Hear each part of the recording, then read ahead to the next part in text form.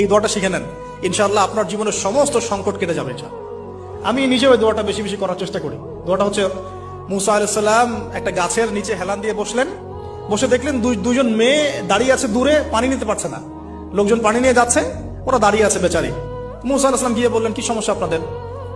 এটা নিয়ে আপনারা আবার মেয়েদের সাথে কথা বলার চেষ্টা করেন, ঠিক আছে?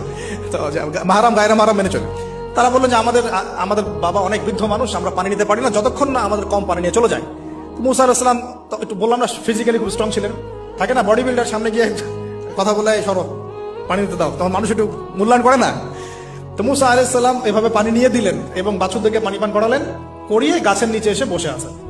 বসে বসে তিনি দোয়া করছেন, এই যে দোয়াটা তিনি দোয়া করছেন, রব্বি, একটা নেক কাজ করলেন, নেক কাজ করলেন না, মানুষের উপকার করলেন, নেক কাজ করে এসে গাছের নিচে বসে দোয়া করছে, আল্লাহ এখানে তো আমার খাবার পানি বাসস্থান কিছুই নাই, আমি কি করব? রব্বি ইন্নী লিমা আনজালতা